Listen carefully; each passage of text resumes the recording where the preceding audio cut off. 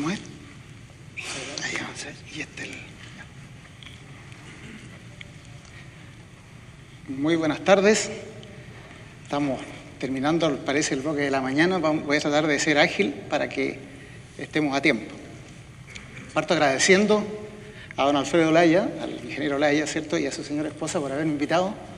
Estoy muy grato de estar nuevamente con ustedes y espero entretenerlos un rato con un nuevo modelo de flotación. Hablamos mucho de modelos. Bueno, yo les voy a presentar otro más.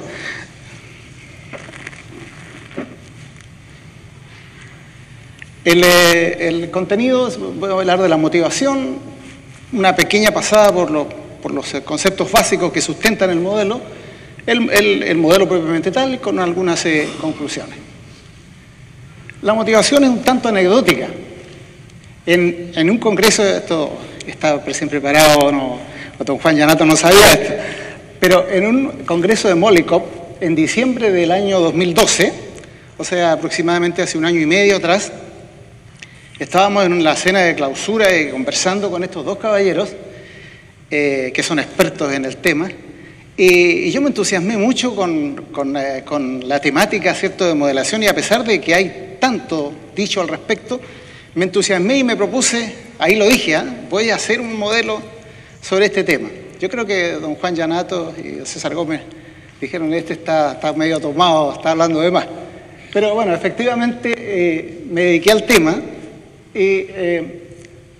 partiendo de los siguientes elementos.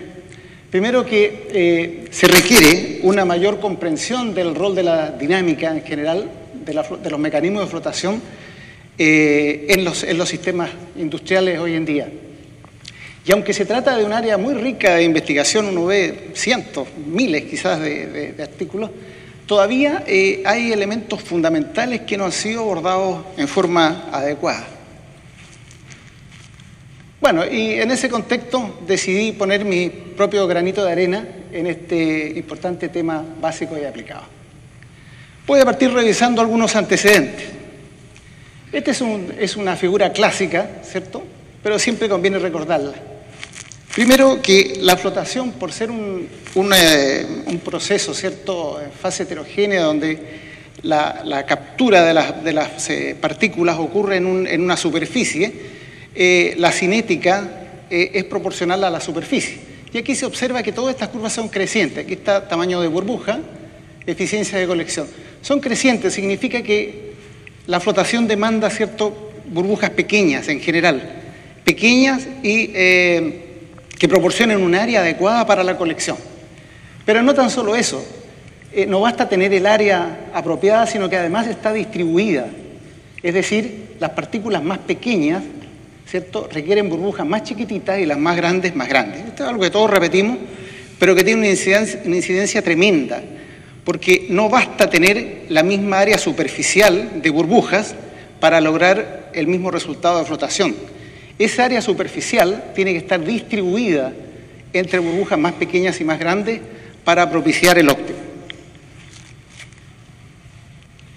Otros elementos que aquí estos monitos se han visto en estos 2 días, ¿cierto?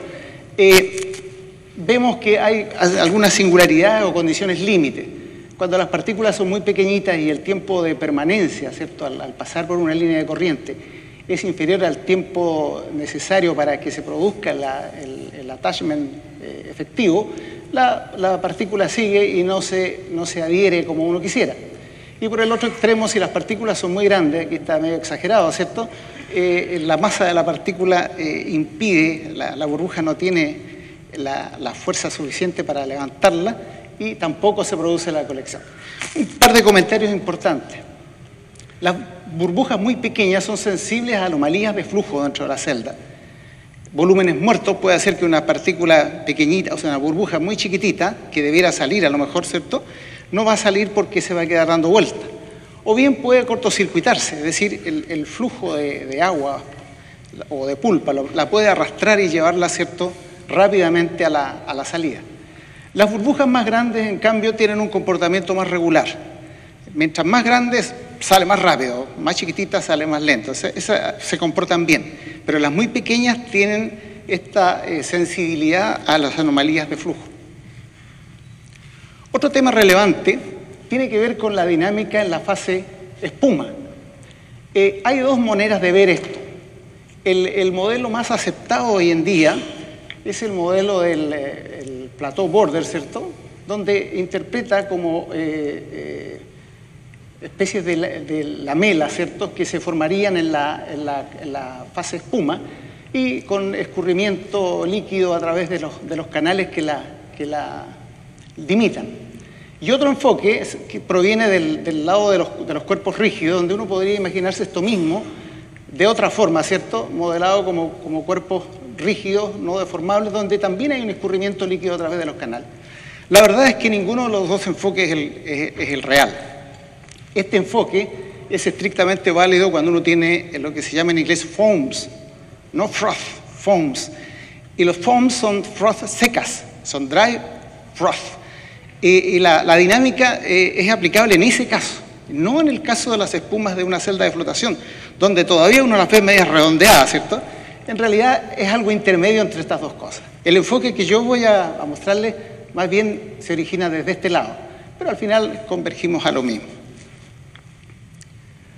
Otro tema que es muy relevante y ha dado mucho que hablar, ¿cierto?, es el impacto que tiene la concentración de espumante en el tamaño de burbuja. Se sabe que al agregar espumante las burbujitas empiezan a achicar, ¿cierto?, en un sistema dinámico, y en algún momento toma un tamaño constante. Y esa concentración, que está por debajo normalmente de la concentración micelar crítica del espumante, se llama concentración de coalescencia crítica, ¿ya? Y la tratan de diferenciar. En mi opinión, hace 1 año y medio estoy metido en esto, yo creo que no es distinto, es el mismo fenómeno que está probablemente influenciado por un fenómeno histerético. Esto de acá ha sido muy bien investigado en el tema de la transferencia de oxígeno en los alvéolos pulmonares. No tiene nada que ver con la flotación. Pero aquí también en los pulmones tenemos humedad y hay unos surfactantes tipo fosforados que generan un problema parecido. Y lo que se ha encontrado allí es que el área puede disminuir producto de que se agrande una burbuja, por ejemplo, pero la tensión superficial no sube. Se mantiene durante un buen rato en los valores originales, y de esa forma evita que se produzca el equilibrio termodinámico, ¿cierto?, que uno esperaría por el hecho de que las áreas están cambiando. Hay un cambio de área. El surfactante que uno agregue es el mismo, pero se distribuye en una cierta proporción entre la burbuja y el líquido, y la burbuja puede experimentar cambios de volumen, y la respuesta del sistema en términos de tensión superficial tiene un retardo, ¿cierto?, que probablemente por allí vaya la explicación. De todas formas, existe esa concentración, está perfectamente caracterizada, y sabemos que para un cierto espumante, un cierto sistema, sobre una cierta concentración se alcanza un tamaño mínimo. Un tema interesante, esta es una de las tantas tesis doctorales que se han hecho, ¿cierto? Aquí tenemos en la abscisa concentración de espumante y en la ordenada tenemos el hold-up de gas. Y uno observa para distintos espumantes, ¿cierto?, pentanol, hexanol, heptanol, octanol. Hacia arriba se hace más hidrofóbico, por decirlo así. El efecto de la tensión superficial es cada vez más marcado, hacia arriba. Entonces, uno esperaría, como el hold-up con el octanol es más grande y con este es más pequeñito, que probablemente que tiene un pequeño hold-up, probablemente las burbujas son más grandes y por eso salen más rápidamente, y estas son más chicas. Sin embargo, esta simple interpretación de repente se ve cuestionada. En este trabajo en particular se observa la tendencia contraria. Se observa, por ejemplo, que para un epsilon G constante, 6 y acá 8, se observa que las burbujas son más grandes, ¿cierto?, con el octanol comparado con el hexanol y con el pentanol. O sea, se produce una tendencia contraria. Lo otro que se observa es que aquí son más o menos uniformes y acá están más distribuidas. Entonces, la interpretación de esto, en realidad en la tesis ahí se dan unas vueltas y no dicen nada. Lo que yo creo es lo siguiente. El espumante ¿cierto? No tan solo tiene un efecto directo en la tensión superficial, sino que además hay un tema de la configuración de estas moléculas, ¿cierto?, anfifílicas en la interfase aire-agua, de manera tal que los espumantes que son hidrofóbicos, es decir, el octanol en el ejemplo anterior, tienen una cola más larga, y esa cola larga hace que haya interferencia entre las colas, impedimento estérico se llama, ¿cierto? Y esa interferencia hace que la interfase tienda a perder curvatura, porque como está ubicada las colas largas hacia adentro, está así, entonces las colas molestan adentro y esto se trata de abrir. Ese efecto generaría un aumento de tamaño de burbuja, pero a la vez, como este es un sistema dinámico donde hay una energía de agitación, la inestabilidad puede producir ruptura y formación de burbujas más pequeñas, ¿cierto?, donde la concentración superficial se reduce, por efecto de que a partir de este sistema, al romperse, el área superficial de esto es mayor que esto, como suma, digamos. En cambio, un espumante hidrofílico, ¿cierto?, no va a tener problema y debiera tender a formar un cierto tamaño de burbuja teóricamente menor, más pequeño y más estable. Entonces, aquí es importante reconocer que hay dos efectos interpuestos.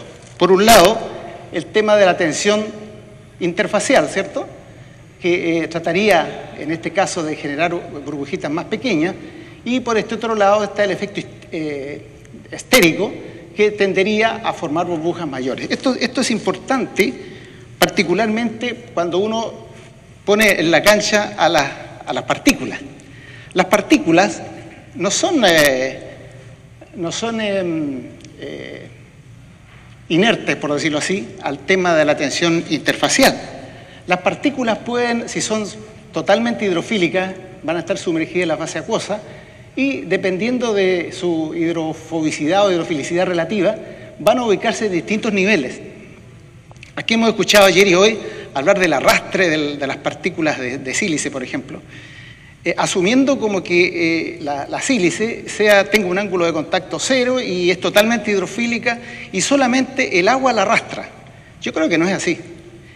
Las partículas, ¿cierto?, van a tener un cierto grado de hidrofobicidad, filicidad, y eso va a hacer que se ubiquen en la interfase de alguna forma. Yo creo que las partículas de ganga, en parte no son arrastradas, sino que están metidas en la interfase y ubicadas preferentemente de acuerdo a su grado de mojabilidad. Una partícula hidrofílica va a tender a ubicarse preferentemente hacia la fase acuosa, aquí está el agua, y la burbuja está acá. De esa forma va a tender a formar burbujas pequeñas. Por otro lado, las partículas hidrofóbicas, que van a estar más metidas, por decirlo así, en la fase burbuja, van a tender a abrir la curvatura y a generar burbujas más grandes. Estos efectos están jugando un cierto rol activo dentro del sistema. Este efecto hidrofóbico genera desestabilización y fractura o ruptura de las burbujas. Aquí tenemos un trabajo muy interesante publicado por Peter King, ¿cierto?, también un clásico, donde, para que nos formemos una idea, porque uno siempre dibuja una burbuja con una partícula. En realidad es bien distinta la cosa. Uno observa acá, esta es una burbuja a los 3 segundos, 10, 30 y 125 segundos, y cómo se ve que hay un cúmulo de partículas, ¿cierto?, que se adhieren sobre la burbuja. Otra cosa interesante es cuando pasamos de 2 a 3 fases. La mayoría de los trabajos con espumantes se han hecho en 2 fases. Hay algunos en 3 fases, pero no son muchos. Este es uno, por ejemplo, la tesis doctoral de Eva Brunilda Cruz, una tesis bien interesante, donde se observa acá la distancia relativa, esta es la fase espuma, ¿ya? Y acá tenemos la fracción de aire. Esto está hecho en ausencia de partículas finas, este es el comportamiento, y aquí vemos la curva equivalente con partículas finas. En realidad, lo que uno puede concluir que, de forma bien sobresimplificada, que la partícula es una suerte de tensoactivo, como es el espumante, con sus particularidades, pero tiene efectos similares al del espumante. De manera que eso facilita la modelación del sistema de 3 fases. Ahora vamos a entrar al modelo. Bueno, el modelo que les voy a mostrar considera que hay una generación de burbujas, ¿cierto?, acá en la parte inferior. Posteriormente está la fase pulpa, donde hay un ascenso neto, ¿cierto?, porque a pesar de que hay turbulencias, se están moviendo en distintos sentidos las burbujas, pero hay un movimiento neto hacia arriba de las partículas cargadas, ¿cierto? Hay fenómenos de attachment y detachment, ¿cierto?, en las burbujas, y hay fenómenos de coalescencia y ruptura. Las burbujas se rompen de repente, si hay un shear muy violento en alguna zona, se va a romper o se van a agregar. Estas cosas están ocurriendo dinámicamente. Después distinguimos una zona de empacamiento. Esto no lo he visto mucho en los modelos clásicos, pero yo creo que es importante distinguir lo que ocurre una vez que llegamos a la vecindad de la fase espuma, porque aquí ocurren fenómenos bien especiales. Y posteriormente hacia arriba hay un movimiento en flujo pistón. La espuma, una vez que llega a las burbujas la espuma, se empiezan a mover, ¿cierto?, aproximadamente en un plug flow hacia arriba. Las burbujas se empiezan a juntar, como dice acá, formando una red de capilares muy finos, por donde ocurre el escurrimiento del líquido. Hay coalescencia, fenómenos fuertes de coalescencia de las burbujas, lavado, ¿cierto?, de las partículas hacia abajo, y drenaje líquido sujeto a las leyes de la capilaridad. Eso es, a grandes rasgos, los fenómenos que están ocurriendo. La descripción matemática la voy a pasar rápida, fijándome en los conceptos más bien. El punto de partida, usamos lo que hoy día se usa más, que es el llamado Drift Flux Model. El Drift Flux Model proporciona una aproximación, ¿cierto?, que permite estimar tamaños promedios de burbujas para una población, y utilizamos el tamaño de Soter, como se dice, ¿cierto? El tamaño de Soter es un promedio superficial, volumétrico superficial. Entonces, de alguna forma, el tamaño promedio de Soter está dando una idea del tamaño promedio en el área, ¿cierto? Porque el área es la importante, pero no nos está diciendo nada de la distribución. Bueno, a partir de esta formulación uno obtiene un tamaño de burbuja en función de características que son extraíbles de un sistema real. Sin embargo, esta modelación no da información sobre el efecto sobre la distribución de tamaño de burbuja, solo un promedio, y no es sensible a la concentración de espumante. Lo primero que nosotros hicimos, ¿cierto?, metimos el efecto del espumante. En realidad no está el espumante porque la formulación misma en su fundamento parte de consideraciones hidrodinámicas, nos mete el tema de la tensión superficial, que es otra manera de hacer el balance de fuerza. Por eso que no lo considera. Uno podría tomarlo de ese punto de vista. Pero el tema de la concentración de coalescencia crítica complica un poco, y nosotros lo introdujimos de una manera empírica. Entonces, aquí está, ¿cierto?, el tamaño de burbuja es un tamaño sin efectos de espumante, por una función que introduce la concentración del espumante. Y de esa forma se modifica el Drift Flux Model y lo hace sensible a la concentración de espumante. Aquí vemos cómo funciona el modelo. Tomamos datos de McGill, el colega Patricio Gómez nos facilitó información, y vimos cómo funcionaba el modelo. Funciona bien.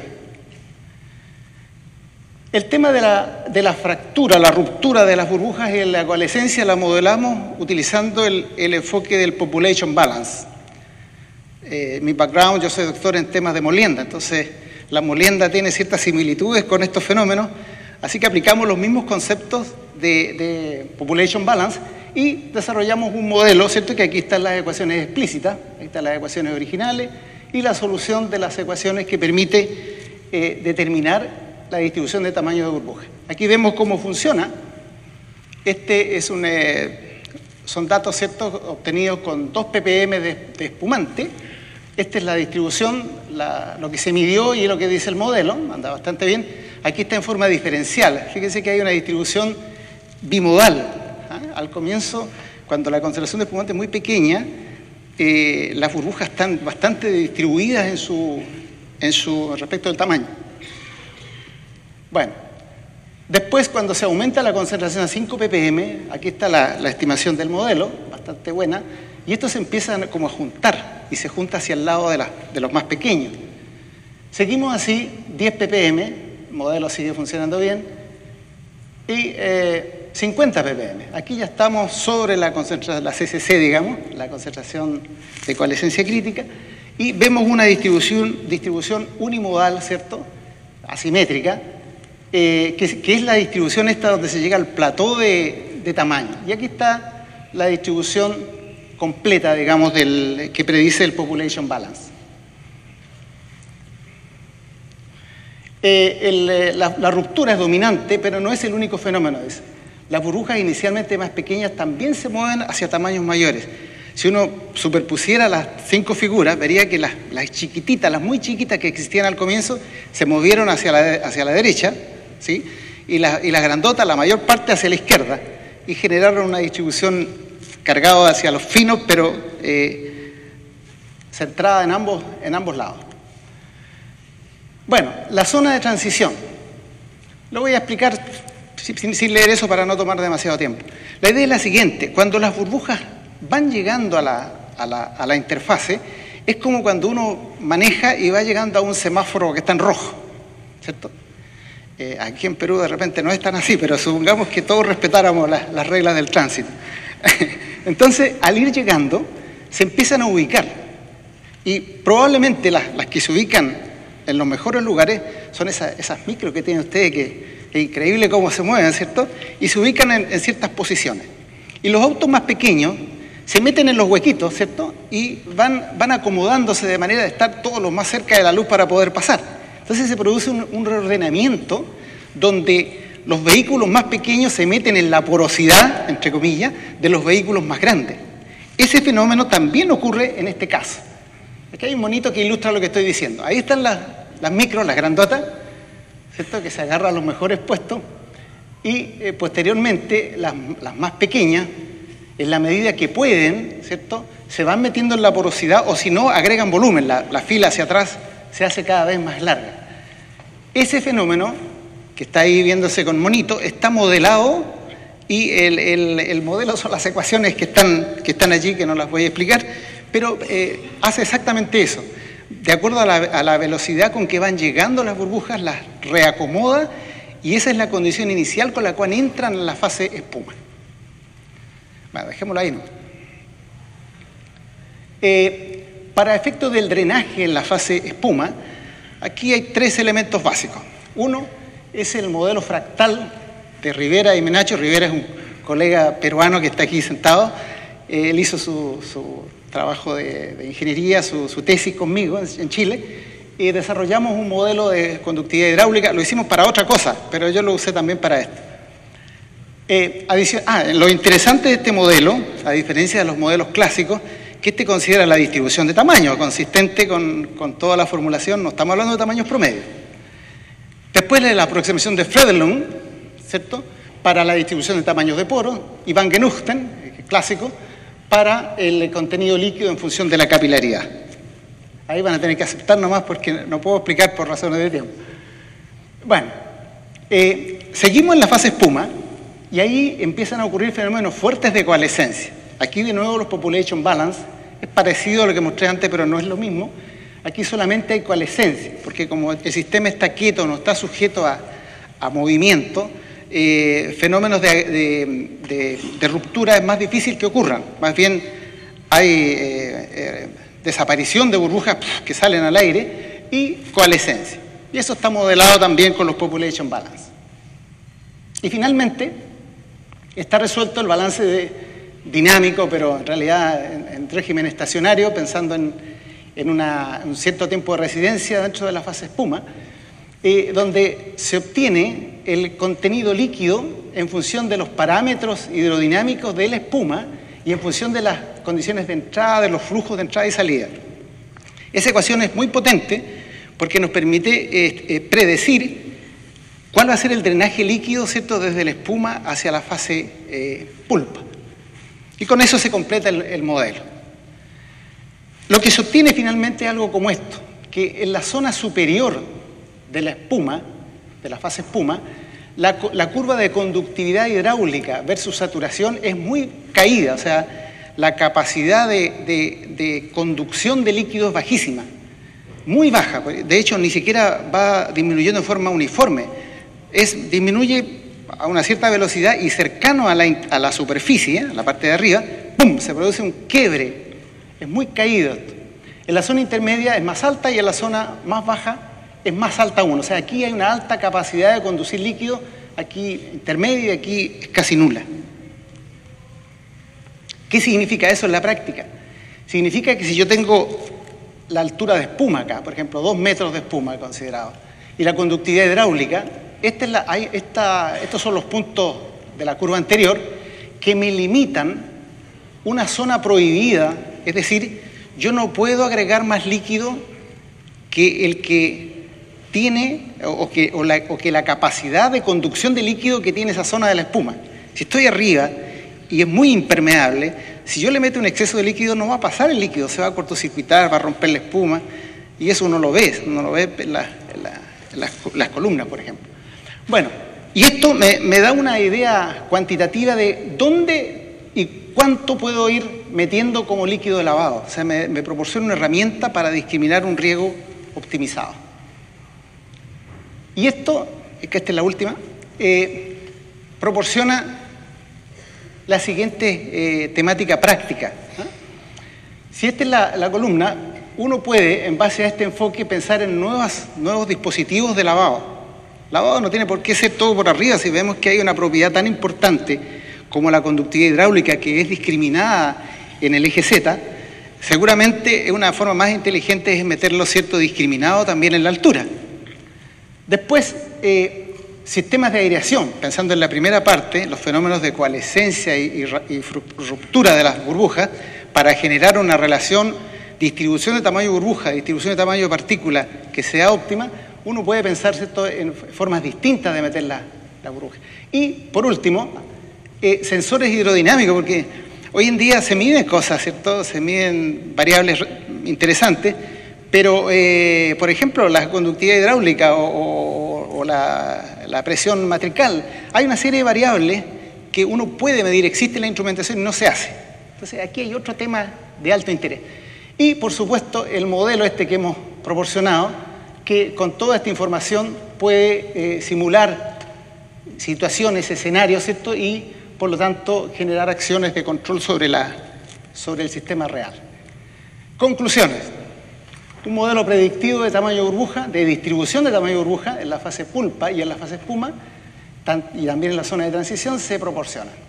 La dependencia explícita de la distribución de tamaño de burbuja con las condiciones de diseño y operacional proporcionan opciones de optimización y control. Y la descripción del drenaje capilar a través de la fase espuma proporciona una herramienta relevante para hacer un matching, ¿cierto?, entre el agua de lavado, los flujos de agua de lavado y la posición axial a través de la fase espuma. Muchas gracias. Agradecemos la presentación del doctor Jorge Megachi. Y procedemos al receso de almuerzo. Regresamos exactamente en 1 hora a las 2:40 p.m. Por favor, los ingenieros José Quijaguamán, Roma Heredia, Luis Morales, Luis Loaiza, acercarse a la mesa.